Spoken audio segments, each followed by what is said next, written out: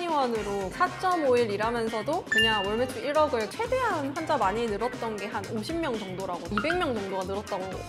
를 제가 많이 쓰기 시작했죠. 오늘 한의사 분이신데요. 이분 진짜 특이합니다. 병원이나 한의원들 개원을 요새 하시면은 거의 365일 쉬지를 못하잖아요. 전문직 분들이 가장 힘든 게 진짜 일하는 시간 좀 줄이고 그래도 매출 늘리고 싶다 이런 니즈가 진짜 많으신데 일주일에 며칠 일하시죠? 4.5일 4.5일 일하면서도 개인 한의원으로 그냥 월 매출 1억을 그냥 찍어버리신? 얼마였다고 그랬죠? 수업 듣기 전에? 작년에까지만 해도 계속 5천, 6천만 왔다 갔다 했었어. 이제 수업 듣기 전에 7천 되고 그때부터 이제 수업 듣고 이제 8천, 이제 9천 이렇게 1억 이렇게 됐죠. 어떻게 이렇게 할 수 있었는지 한번 들어보도록 하겠습니다. 듣기 전에는 어떤 마케팅 하고 있었는지 궁금해요. 그냥 남들 다 하는 것처럼 그냥 블로그 대행사 해서 마케팅 하나만 하고 있었어요. 그래서 나왔던 매출이 근데 솔직히 6천 정도 많이 나오는 거 아니에요? 무난하긴 한데 저는 이제 더 늘고 싶은데 이게 안 늘더라고요. 환자가 더 오고 해야 되는데 그 새로 오는 환자 수에 있어서도 한계가 계속 있고 대응을 해주시는 것도 노출은 되는 것 같은데 근데 왜 노출되는 거에 비해서는 환자가 이렇게 안 오지?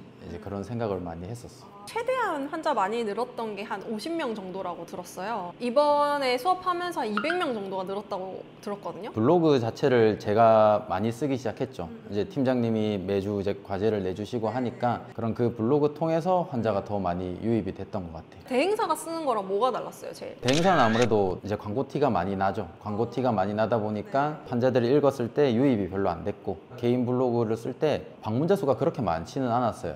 방문자 수가 뭐 한 달에 하루에 200명? 그 대행사 업체 블로그는 방문자 수가 한 1,300명 이렇게 되거든요. 아, 진짜로? 네. 거기서는 별로 안 오고 오히려 이제 제가 쓰는 블로그에서 많이 유입이 됐던 것 같아요. 대행업체에서 해줄 때도 키워드를 처음에는 제가 잡았었어요. 근데 그것도 너무 약간 대중적인 키워드를 많이 잡았었고 그러니까 누구나 그 한의사 하면은 쓸만한 키워드 뭐 무슨 뭐 피부 한의원, 부산 허리 디스크 이런 식으로 잡았다면은 이제 지금은 이제 제가 환자면은 어떤 키워드를 쓸까 그걸 생각했을 때 그냥 환자들이 쓸만한 키워드를 대표 키워드로 잡고 하니까 훨씬 더 이제 유입이 많았던 것 같아요. 참 조회수라는 게 의미가 없는 것 같긴 해요. 왜냐면 나한테 오는 길목이어야 되는데 그냥 넓은 고속도로만 타겟을 하면은 거기서 대체제도 너무 많고 선택지도 너무 많고 무조건 나한테 오면은 진짜 확률이 높은 그런 고객군을 찾아갔던 게 되게 팁이었던 것 같아요. 첫 번째는 그럼 키워드를 나한테 이제 와야 되는 고객한테 집중을 해야 된다. 두 번째는 뭐예요? 글 쓰는 것 같아요. 글 쓰는 내용 자체가 예전에는 어떻게 하면은 내가 이렇게 나설 수 있다. 이렇게 하면은 당신을 치료해 줄 수 있다. 이거를 짜르륵 썼었고 그러면은 그 환자들이 봤을 때는 사실 내용이 좀 어렵잖아요. 뭐 한의학적인 내용도 들어가고 하면은 이해도 안 되고 내 전문 지식을 좀 보여주려고. 네, 그러니까 지식의 저주인 거죠. 어떻게 보면 너무 이제 그런 거를 많이 썼다면 이제 진짜 내가 환자라면은 어떤 글을 봤을 때 이제 공감이 가고 여기서 진짜 치료를 받고 싶다라는 생각이 들까 본질이랑 실력이랑 나도 진짜 이제 양심적인 한의사다 그런 거를 보여줄 수 있는 거를 최대한 많이 적으려고 노력을 했던 것 같아요. 그런 말이 많아요. 진실되게 잘할 것 같다 그런 말이 되게 많았던 것 같아요. 그러니까 보통 다 이제 그냥 광고로 전후 사진만 이렇게 쫙 나오다가 적는 것도 그렇고 그래 그 환자분들이 한 개만 읽어보고 오진 않아요. 여러 개를 다 읽어보고 여기가 진짜 조금 그래도 믿음이 간다 그래서 오는 게 제일 컸던 것 같아요.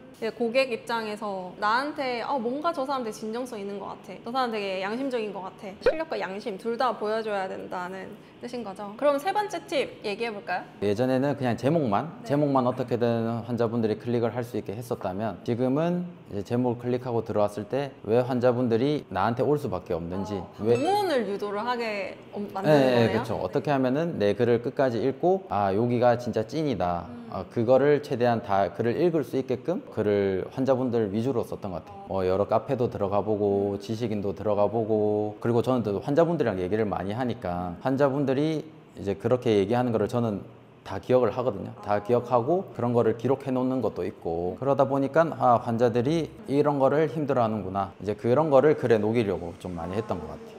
대담하다고 느꼈던 게 요즘 딱 나이가 사실 그렇게 많지 않으시잖아요. 근데 이렇게 개원을 해가지고 대표원장으로 일을 하면은 주변에 동기들이 싹 다 뭐 24시간 계속 쉬지 않고 돌리는 식으로 막 갈 텐데 그거를 안 해도 되겠다라고 결심한 그게 되게 궁금해요. 그래 요즘 한의원들이 보통 이제 365일 많이 해요. 야간 진료도 많이 하고. 근데 저는 개인 사정상 야간 진료를 할 수가 없었어요. 육아도 해야 됐고 이제 딸도 어리고 그러다 보니까 무조건 저는 6시에 퇴근을 해야 됐어요. 토요일 같은 경우도 1시 땡 하면은 이제 집에 가야 돼.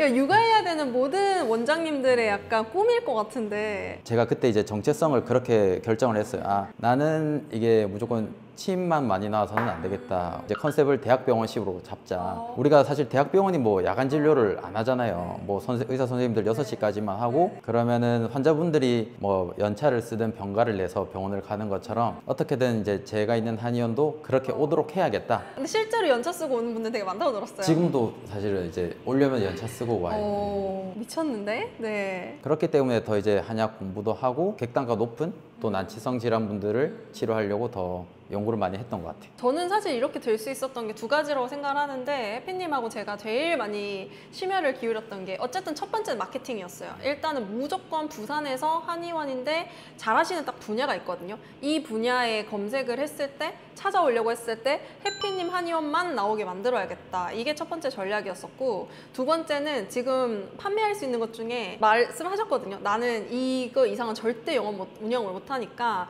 할 수 있는 시간 내에 최대치 매출을 뽑아야 된다 라고 하셨고 이미 매출을 어느 정도 이렇게 하고 캐파를 풀로 하고 계셨는데 여기서 매출을 더 올리려면 어떻게 해야 되지 했을 때 저희가 파는 상품의 객단가 설계를 많이 다시 했었어요. 그래서 한 번은 그냥 매출이 많이 터질 수 있는 상품이 뭔지를 함께 계획을 했던 게 사실 저는 2가지를 하고 나서 첫 번째 달에 바로 성과가 뭐 1,000만 원이 나고 그 다음에 2,000만 원이 오르고 그 다음 3,000만 원이 오르고 막 이런 케이스였었거든요. 예를 들면은 막 추석 때 공진당 같은 거를 기획을 해요. 그러면은 작년에는 막 추석 때 공진당 90만 원 팔았대요. 근데 그 이번 달에 공진당 딱히 뭘 하지 뭐 엄청 큰 걸 하지 않았는데 1,000만 원이 팔렸다 하더라고요. 그죠? 원래 작년에 똑같이 했는데 90만 원 팔리다가 1,000만 원 팔리는 게 사실 되게 신기하고 드문 케이스거든요. 그래서 이거는 또 3번째는 제가 봤을 때 정체성 바뀐 게 제가 해피님한테 얘기했을 때 해피님은 앞으로 대표고 그리고 해피님이 해야 될 역할은 기획과 마케팅이다 라고 정의를 많이 했었어요. 저희 둘이 얘기를 하면서. 그래서 대표가 보완을 해버리니까 개인 한의원으로 낼 수 있는 매출의 최대치를 그냥 계속 찍고 있는 게 저는 되게 꿈 같은 일인데 이게 될 수 있다는 걸 또 보여준 사례인 것 같아요. 어떻게 해야 되냐? 대표가 마케팅을 잘하고 기획을 잘하면 되는 것 같습니다. 고객의 눈 하면서 이제 좋았던 점 중에 하나는 그 제 한계를 깬 게 있어요. 제가 스스로 이제 정해놓은 한계가 있었는데 하루에 이제 볼 수 있는 환자 수가 뭐 40명이면 40명이다. 나는 더 이상 볼 수 없다. 나는 이거를 블로그를 하면은 환자가 더 올 수 있는 거는 알지만 나는 너무 힘들다. 너무 힘들다. 이것만으로도 너무 힘들어서 나는 그냥 더 이제 매출이 더 늘릴 수는 없을 것 같다. 고객의 눈 수업을 들었는데 여기 왔을 때는 제가 이제 핑계를 댈 수가 없는 거예요. 사실 저보다 더 바쁜 사람도 많고 저는 이제 1명인데 아이가 2명인 사람도 있고 훨씬 더 바쁜 대표님들도 많다 보니까 힘들어도 해야겠다. 여기 핑계 아무 핑계도 통하지 않아요. 그래서 제가 원래는 정해놓았던 게 40명인데 이제 환자가 계속 늘다 보니까 또 하니까 되더라고요. 그렇게 늘었던 것 같아요. 그리고 대신에 담은 절다지만 그만큼 이게 성과가 있으니까 되게 뿌듯하게 보내고 있습니다. 지금 이 영상 보고 계시는 분들 중에 막 나도 마케팅 독학해가지고 이렇게 해피님처럼 되고 싶다 이렇게 하시는 분들 있잖아요.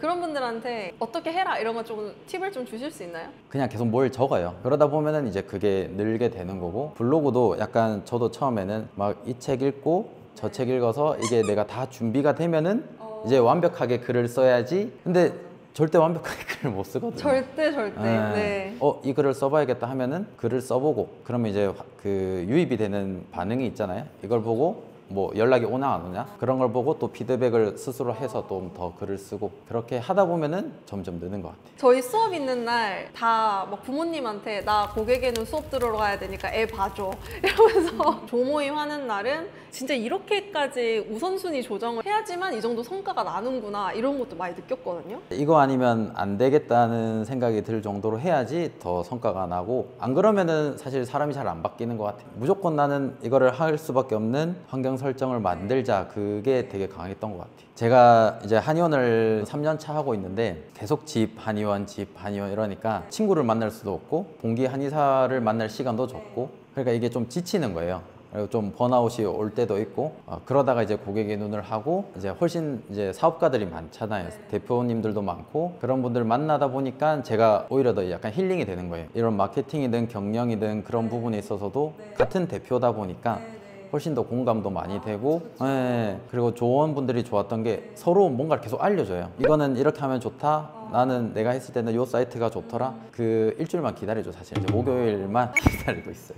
아니 이렇게 할 수 있는 사람들만 뽑는 것 같기도 해요. 그래서 이번에 조모임 1등 하셔가지고 막 릴스 특강도도 MVP들만 따로 코칭 받거든요. 그리고 마지막에 약간 공식 질문인데 고객에는 수업을 추천하지 않는 사람. 어떤 핑계도 안 될 수 있는 분 힘이 나요. 그리고 그 할 때만큼은 진짜 약간 몰입을 하게 돼요. 무조건 이거를 해야 되겠다. 아니 그 수업을 도파민 때문에 하시는 분들이 꽤 많아요. 나는 뭐 너무 바빠서 못해, 나는 뭐 힘들어서 못해 이렇게 말할 것 같은 분이면은 그냥 안 하시는 게 맞고 애초에 오지도 마라. 네. 그리고 이 분위기가 핑계가 아예 안 통해요 그냥. 핑계 대면 혼납니다.